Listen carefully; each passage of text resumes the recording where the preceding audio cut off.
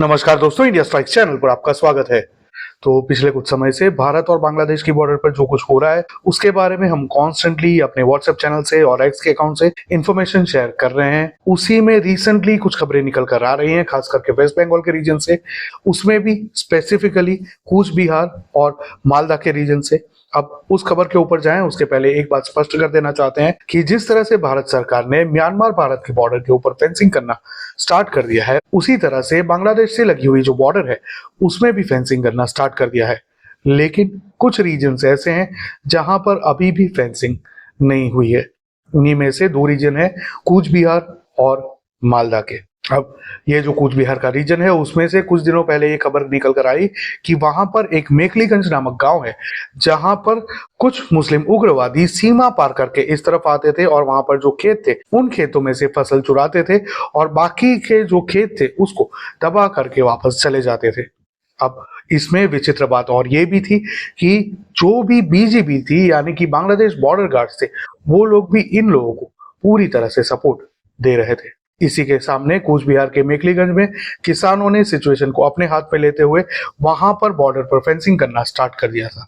लेकिन उसके सामने बीजीबी ने ऐतराज जताया तो उन किसानों को, उन भारतीय किसानों को सुरक्षा प्रदान करते हुए बीएसएफ तुरंत ही वहां पर पहुंच गई थी। तो उसी के चलते वहां पर तकरीबन फेंसिंग हो चुकी है।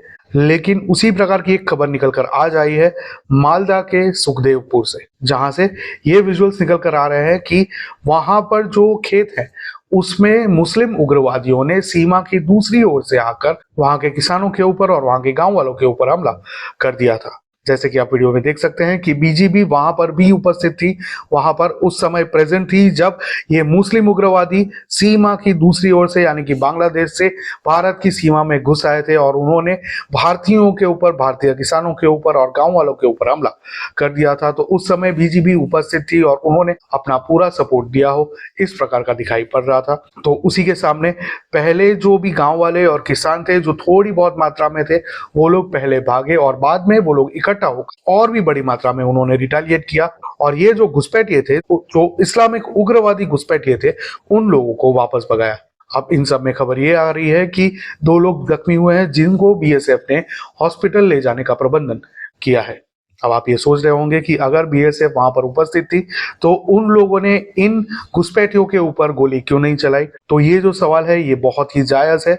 ये सवाल हमारे भी मन में उठा था, लेकिन जिस तरह से विजुअल्स आ रहे हैं उसके ऊपर से हम लोगों को ये बात स्पष्ट हुई कि अगर बीएसएफ वहां पर एक भी गोली चलाती तो वहां पर कत्लेआम मच सकता था। और जिस तरह से ये उग्रवादी जिस संख्या में घुस आए थे और साथ ही में पीछे बॉर्डर के उस तरफ जिस तरह से बीजीबी यानी कि बांग्लादेश बॉर्डर गार्ड्स खड़े हुए थे, उससे ये स्पष्ट पता चल रहा था कि वो लोग सिर्फ मौका देख रहे थे कि भारत की तरफ से ऐसी कोई गतिविधि हो ताकि उधर से तुरंत ही गोलीबारी भी की जा सके। तो हमारे अनुसार समय की जो नजाकत थी उसको देखते हुए बीएसएफ ने वहां पर गोली नहीं चलाई, लेकिन साथ ही में उन्होंने वहां के गांव वालों को भी नहीं रोका रिटेलिएट करने से।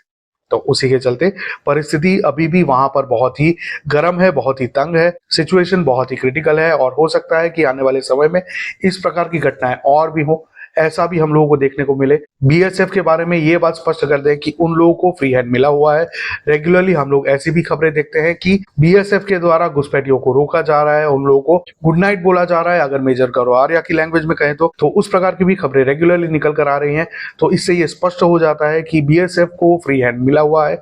लेकिन यहाँ पर वही बात है कि समय की नजाकत को समझते हुए और भारत के लोगों की, जो भी गांव वाले थे उधर सुखदेवपुर के, उन लोगों की सुरक्षा को ध्यान में रखते हुए बीएसएफ ने कोई भी गोली नहीं चलाई हो, ऐसा हम लोगों को मालूम पड़ता है। तो जो भी बीएसएफ को लेकर हमारे सवाल है वो हमने अभी के लिए रिजर्व रखे हैं, उसके ऊपर हम ज्यादा स्ट्रॉन्ग रिएक्शन नहीं दे रहे हैं। लेकिन आप क्या सोचते हैं ये हमारे साथ कमेंट में जरूर साझा करें। साथ ही में डिस्क्रिप्शन में हमारे जो भी सोशल मीडिया अकाउंट्स हैं उनके लिंक दिए हैं, तो वहां भी जाकर हमारे साथ जरूर जुड़े ताकि आपको रेगुलर अपडेट्स और विजुअल्स मिलते रहें। आपके प्रोत्साहन के बिना ये कार्य तकरीबन नामुमकिन है, तो क्यूआर स्कैन करके हमको प्रोत्साहित करें। साथ ही में ये जो विजुअल्स हैं वो प्रोवाइड करने के लिए हम जो हिंदू वॉइस करके अकाउंट है उनको खास साधुवाद करना चाहते हैं। उनका एक्स अकाउंट का लिंक भी नीचे डिस्क्रिप्शन में दिया है, तो आप वहां जाकर उनके साथ भी जुड़ सकते हैं।